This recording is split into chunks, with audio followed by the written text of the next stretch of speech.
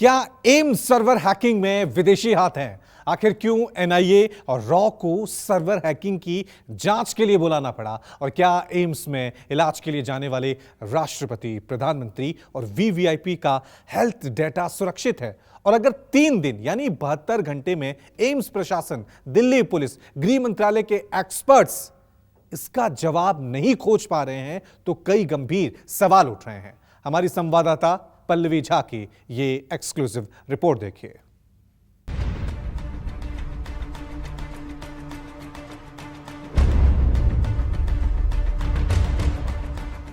Manually काम चल रहा है, बहुत देर में मिल रही है। हमने 18 तारीख को जांच कराई थी, उसकी भी रिपोर्ट नहीं मिली सर। इसी 22 तारीख को हम जांच करवाए हैं तो सर्वर डाउन की वजह से रिपोर्ट नहीं मिल रही है।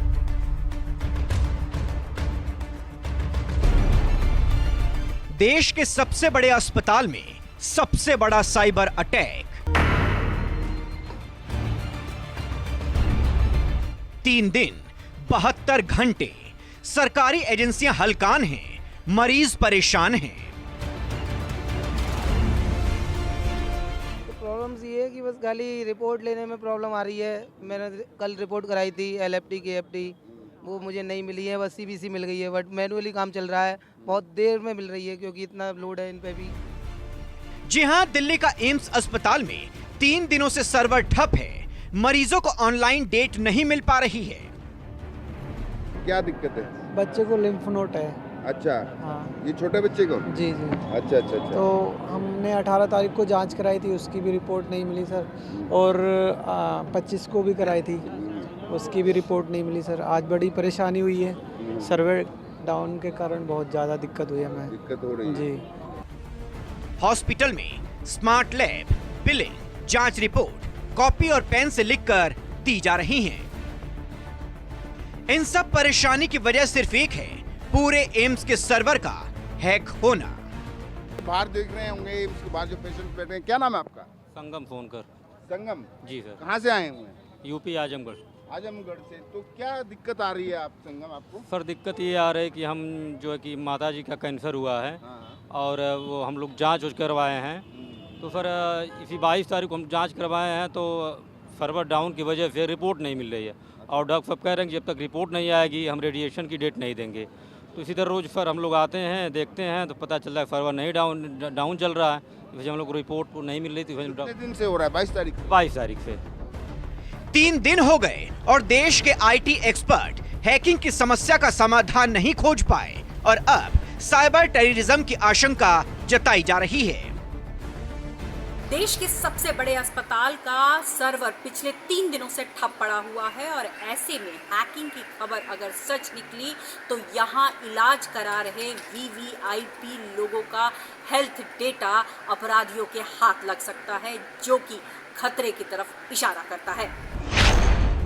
एम्स के सर्वर हैकिंग की जांच के लिए India computer emergency response team, Delhi police, intelligence bureau, केंद्रीय जांच ब्यूरो और गृह मंत्रालय के प्रतिनिधि जुटे हुए हैं।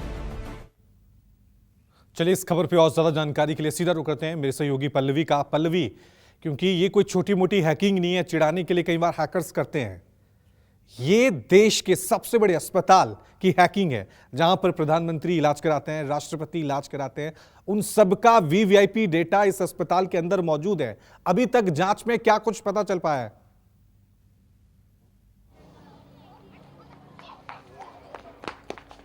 देखिए, जाहिर तौर पर इस बात में कोई दो राय नहीं है कि एम्स जो है वो देश का सबसे सर्वश्रेष्ठ अस्पताल माना जाता है और यही अस्पताल है जहां पर नेता से लेकर के आम जनता और देश के सबसे बड़े जो पद पर बैठे हैं राष्ट्रपति, प्रधानमंत्री, वो लोग भी यहां पर इलाज कराने आते हैं। तो जाहिर तौर पर जो तमाम हेल्थ डेटा इससे जुड़ा हुआ है वो एम्स के पास होता है और ऐसे में एम्स के पास अगर इस तरीके का डेटा मौजूद हो और रैंसमवेयर हमला हो हो तो जाहिर तौर पर ये बड़ी चिंता की तरफ इशारा करता है। और पिछले 4 दिनों से, आज ये चौथा दिन है, अभी तक सर्वर रिवाइव नहीं हो पाया है और एम्स की तरफ से लगातार ये कहा जा रहा है कि कोशिश जारी है। NIC जो है वो लगी हुई है, इसके साथ ही साथ राष्ट्रीय कंप्यूटर आपातकालीन प्रतिक्रिया जो संस्थान है वो भी लगी है। लेकिन इसके अलावा मैं आपको रवि बताऊं कि NIA, दिल्ली पुलिस और तमाम इंटेलिजेंस ब्यूरो जो है इसको पता लगाने की कोशिश कर रही है कि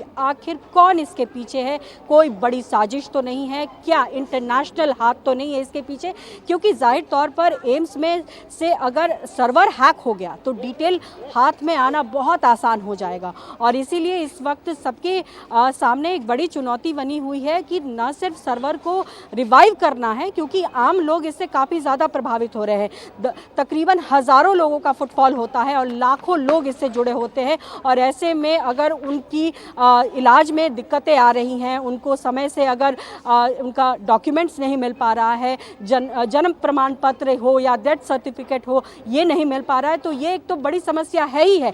लेकिन देश के सामने सबसे बड़ी समस्या ये हो जाएगी कि इतने बड़े लोगों का डेटा अगर कहीं से लीक हो गया तो उसके बाद क्या होगा। और बहुत सारे गंभीर सवाल है जो इस हैकिंग के बाद उठे। बहुत बहुत शुक्रिया पल्लवी। नमस्कार, मैं हूं मानक गुप्ता। अगर आपको हमारा ये वीडियो पसंद आया हो तो इसे लाइक और शेयर जरूर करें। और हां, हमें सब्सक्राइब और फॉलो करना ना भूलें ताकि आप देश और दुनिया की कोई खबर मिस ना करें। तो जुड़े रहिए हमारे साथ और देखते रहिए न्यूज़ 24।